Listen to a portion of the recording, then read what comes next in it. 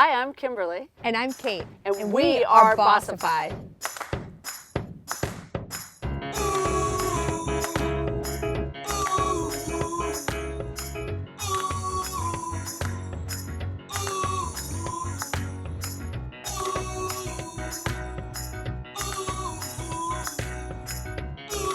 This episode of Bossify is proudly brought to you by Janet Lawless Christ and Team Luxury Real Estate.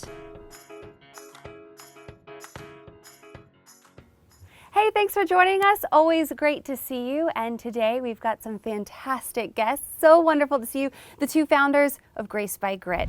Kim and Kate are the creators of Graced by Grit, a premium athletic apparel line designed to empower and keep women safe.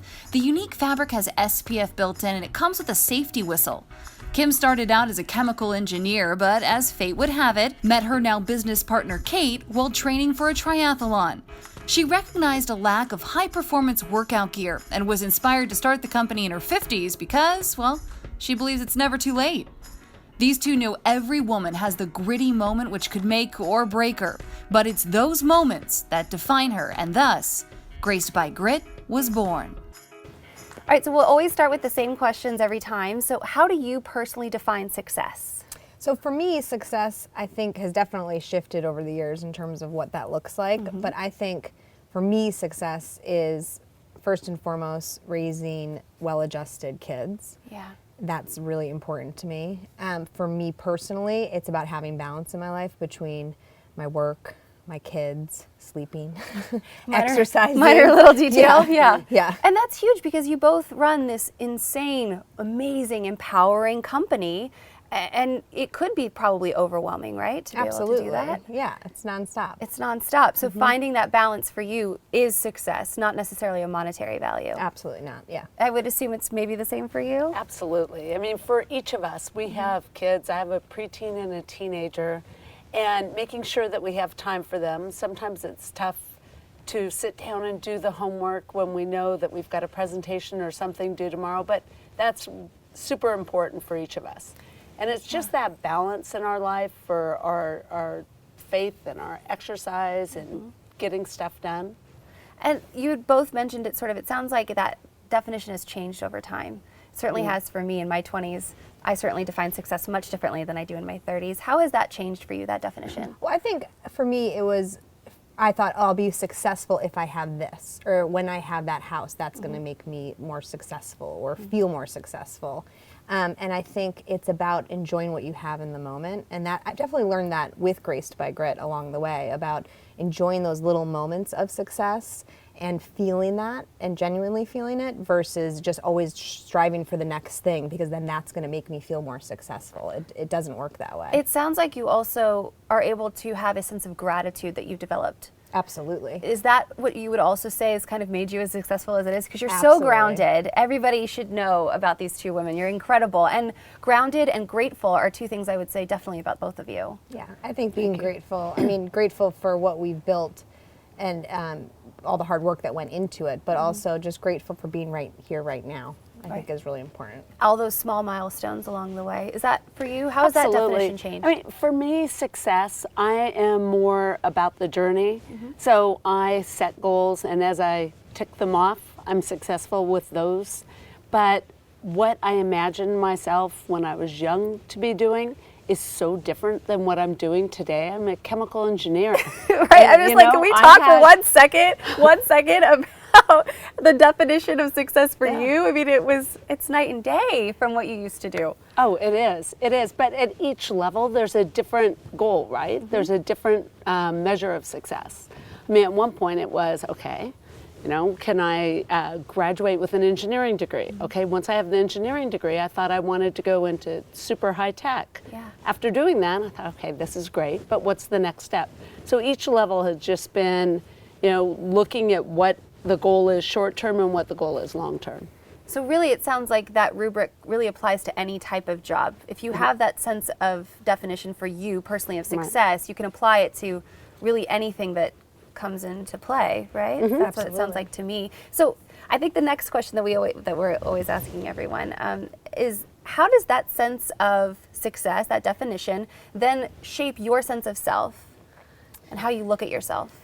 Well, I mean, I think it shapes it big time, right? Right. Because if you're actually getting to your goals, then you're going to feel more confident about who you are because you've gotten yourself there, right? So I think confidence plays a huge role in success, but also believing in yourself to get to those goals. I mean, when we started this business, it was definitely like a long shot to Were you get scared? it done. I don't think I was scared. No? No, Okay. I don't think I ever felt I think we were scared. pretty scared. Well, we would mask it by massive giggling attacks. Oh, yes. So Yeah. when we decided early on, Yeah. right? When we decided to launch this, we thought, oh, should we do it? And my husband had a clothing company then, so we said, why don't you do it? This is our idea, but we're going to give it to you. But he said, Italian fabrics, UPF 50 plus and safety built into all the clothes. What the heck? No, we're not going to do that. Yeah. That sounds so expensive. And, that company was on a different path. And so we kept talking about it as we trained. And then we said, oh, let's just do it ourselves. So the day we actually decided to do it, when we registered the company, Right. we were mass giggling fits. And we've had them at each step. When we're filing the legal documents, we get the giggles and just can't stop laughing. So I think that for us, the laughter, the joy has masked some of the overwhelming fear as we go into each step. And then we realize, why are we afraid of the business? We have teenagers. That is fear. It puts it all into great point. perspective. Yeah, absolutely. Having a teenage boy will just put the whole thing into yes. perspective there.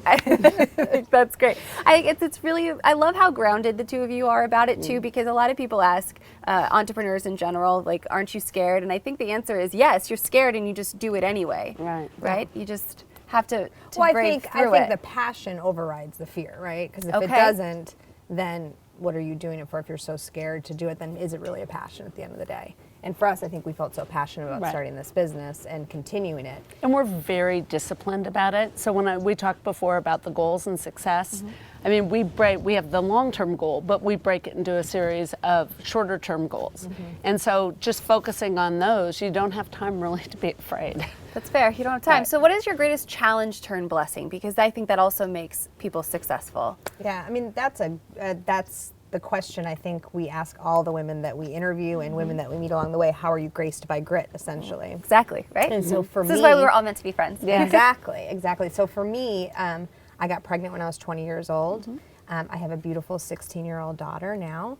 And that gritty moment, that challenging moment, I mean, I was a junior in college. I was, On scared. this- Talk about being Oh, scared. yeah.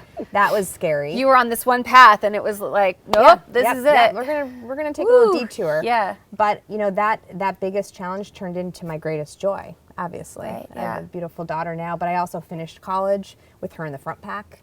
I mean, I went through a lot more challenges to get to where I am. But I mean, that challenge is my biggest grace. Yeah. And they didn't say it was going to be easy, right? They just said it was going to be worth it. That's Yeah. kind of it. How about you?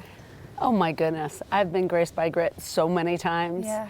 My mom, my birth father left my mom with 2 little kids, which kind of left me in charge. My mom's an artist, and she thought, okay, well, there's the art. Yeah. But someone needed to run the house, someone needed to get us dressed and balance the checkbook. So that was the first gritty moment, but what a grace it is. I mean, I have those organizational skills, and I know how to find keys anywhere in the house. That's a grace. That internal strength that sounds Absolutely. like, right? Absolutely. You can't take that away from someone. No. And that's the thing that it's No. hard to tell that on the other side but while they're going through it. Right. But you It's can't true. take that confidence No, away you once you face can't. it. And just even little things. I mean, I was a sturdy, kind of nerdy teenager. And, being sturdy, husky in high school, what it does is it gives you these life skills, right? You've got to learn to eat right, and you have to exercise. But the great thing about that is, I go back to my high school reunions. I can't even tell you that I've already been to my 30th high school reunion. Judge-free zone. I know, but when I go back, I think, okay, maybe that was my blessing, right? Because I learned those life skills early on, and, I'm same size I was in high school. Well, it wasn't good in high school. It's pretty good when you're 55. Exactly. Rock it out. Okay, so we're almost out of time. I could talk to you guys all day long. So the last question, what advice would you give your 17-year-old self? Be less impulsive. Oh, okay. I'm giving that advice to my 16-year-old daughter every single day right now. Less impulsive. Think, then act. Think, then act. Okay. For me, the advice I give my 16-year-old son, make good choices.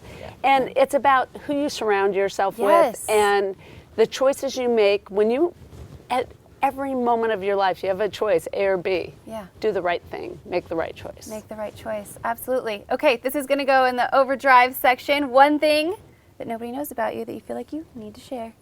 Well, people that are close to me know this about me, but you don't know this about I me, don't. and everyone else does not know this about me. I eat a tremendous amount of food. You could give me a burger from Wendy's. You could give me an enormous salad, and I will consume it. I love, love, love to eat. I could eat like 8 meals a day. Okay. And how about Boy, you? I have other secrets about her I think I should share that are more. She picked a pretty PG one, but it's okay. Okay, let's see. I survived a kidnapping attempt.